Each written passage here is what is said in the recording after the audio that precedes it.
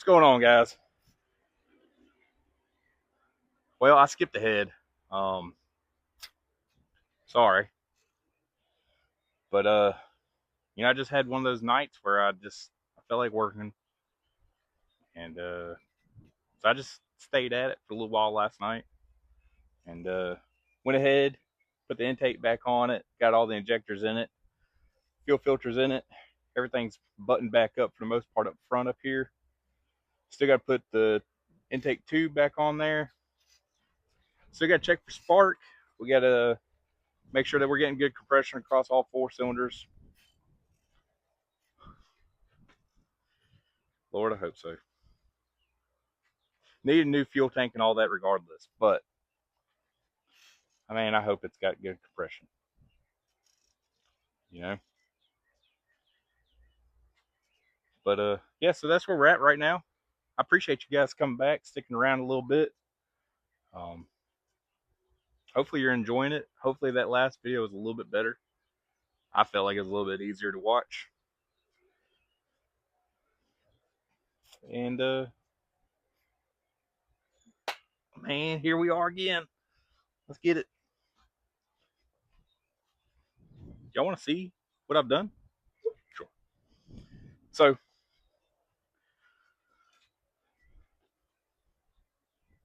got the intake on, like I said, all of the vacuum lines nice and back in there.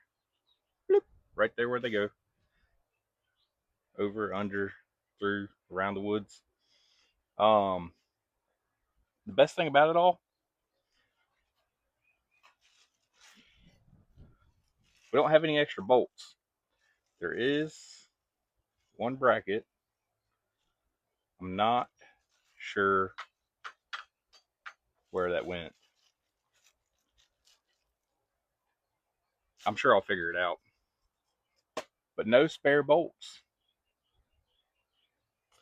Um, so yeah, we got new fuel filter.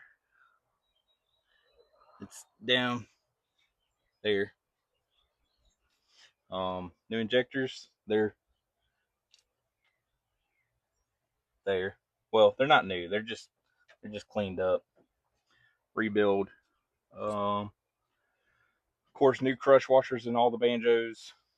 Ding ding ding ding ding ding. Um,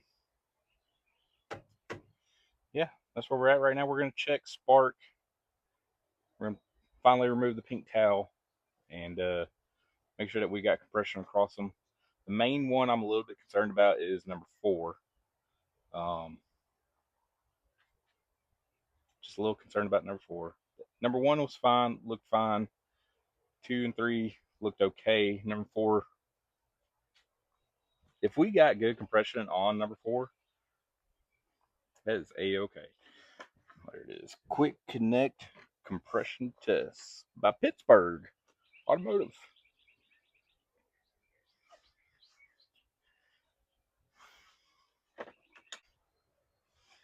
Let's see if we can't get this out of here. Maybe we should leave it across the other ones in case there's still stuff coming up through here. I hope it doesn't go into my... Should we spin it over before we put this on? Just in case it decides to spit up some more stuff out of the cylinders? Nah, it'll be fine. It'll be fine. It's done. It's done spitting stuff up.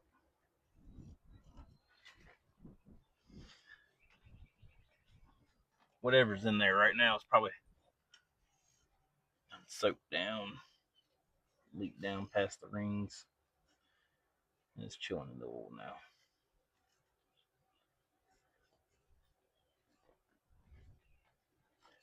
I think this is the right thread.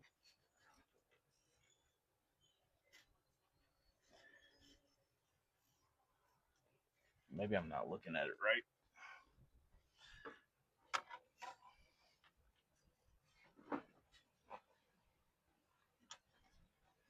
You gotta really be precise. If I just close my eyes. It started. All right. Give it a little hand tight. That's good enough. It is windy today. Golly, what is up with the wind lately? I mean, it's nice because it feels good outside. You know, it's not blistering hot, so we'll take that. But Jesus. All right, quick connect. Bloop. Untwirl. Man, a hanger would be sweet.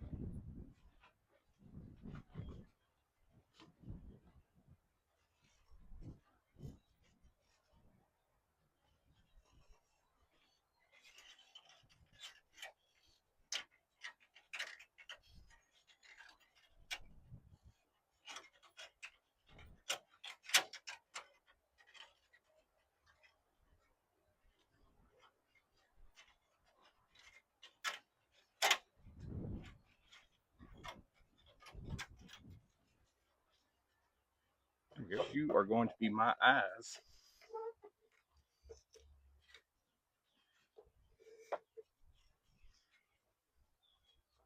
Let's see if you can zoom in on that.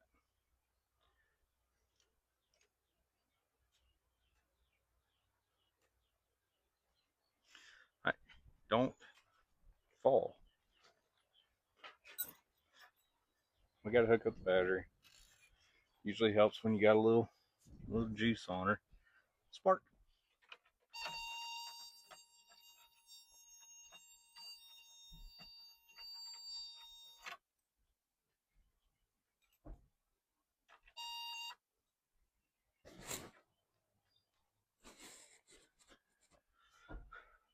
Pink key ignition. Leather key is for the door. All right, here we go. What do we get? Did we get anything good? How's it look on there? Is that off 60? Well, that's not good. Surely it's got to be more than that.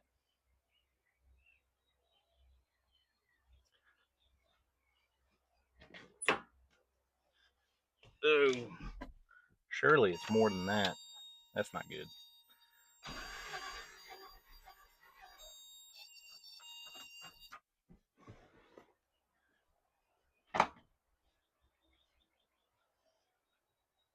No, 60.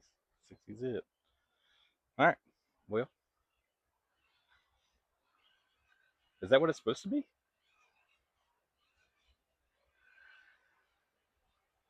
thought it was supposed to be higher than that. We'll be right back.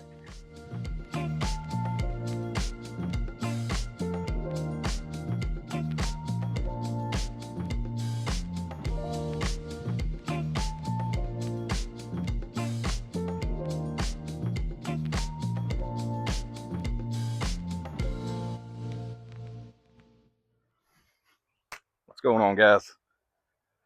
Well, things are not going as planned. Compression tests were bad. We had 120 across 1, 120 across 2, 60 on 3, and 60 on 4. Not ideal. I got to cut my grass. Monday. I'll do it Monday.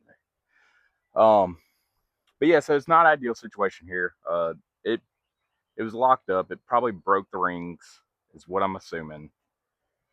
It was running and driving when it was parked. I'm imagining that it sat, and maybe cylinder 4 and 3 were kind of the exhaust valves were left open a little bit, from sitting, and it might have corroded up the cylinders. Who knows?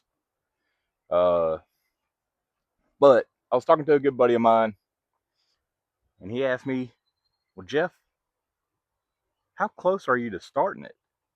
I said, "Man, all we gotta do is drop some fuel in it, put the plugs in it, and I can spin it over and see if it'll crank."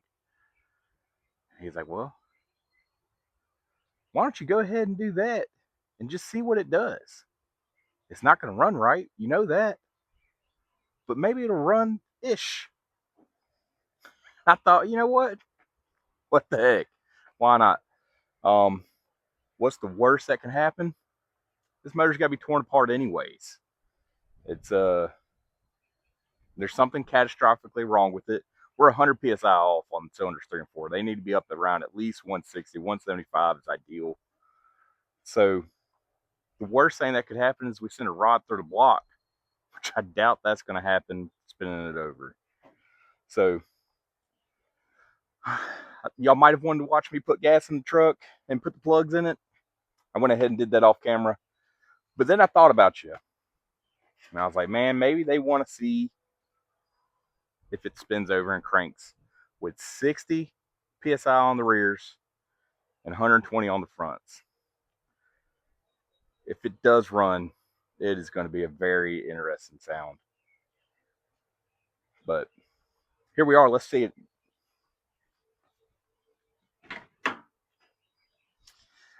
Oh, baby. Little key sound. Probably going to need a little bit of throttle. We are in park. Hey, that sounds somewhat decent.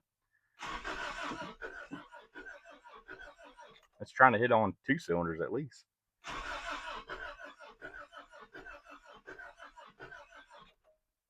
She's not going to do it.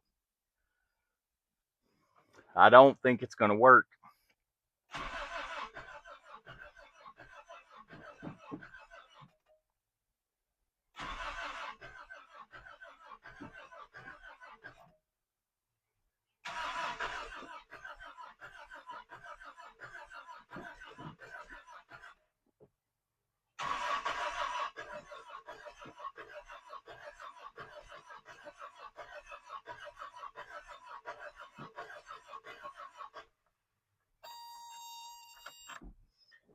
Well, sad news.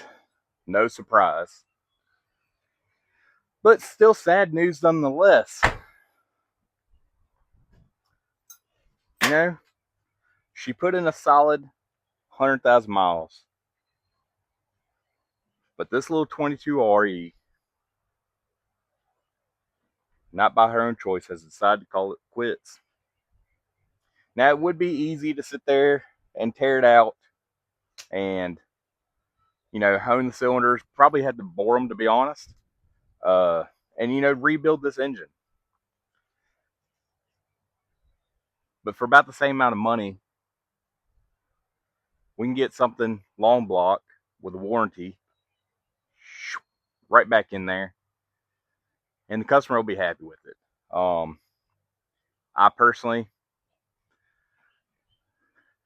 don't think building an engine in my shop is the most ideal situation. I could pull it into the shed and I could do it in there, and that'd be somewhat controlled environment. But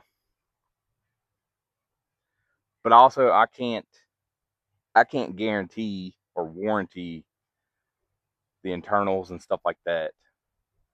I just don't have that kind of backing to support it in the event of something going wrong outside of my control. But I can by all means pull this one out, drop another one in. And you're right, we could just probably do a short block. But man, with a long block, timing's already done. Head gasket, it's all torqued down to specs. It's done. It's done. It takes all the weight off of me and puts it onto them. And that's the kind of risk I'm able to take right now. Maybe one day we'll move on and be able to do other things. Maybe in the future we'll build an engine on this channel. Who knows what the future holds? Full of ups and downs. So that's where we're at right now. We're gonna try to get online and find ourselves a good long block, something maybe with a good little warranty on it. I've already informed the customer that, hey, sorry, bud, this motor I ain't gonna cut it. He's a little upset about that. Don't blame him. I would be too. But he has told me that we're still moving along with the project, which I had a feeling we were. I feel a little bad about doing the gas tank and all the fuel system, going ahead and doing that ahead of time before checking compression. You should definitely check compression first, then proceed with the other stuff. Make sure you got your spark, your fuel, but neither one of those matter if you don't have compression.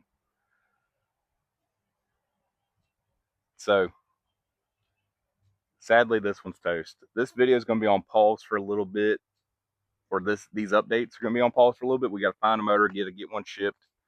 I've got to go get an engine hoist. I don't have one. I can go get one. I'm probably just going to get on the old marketplace, find one. Jeff, what are you going to do about the grass? You'll see in the updates.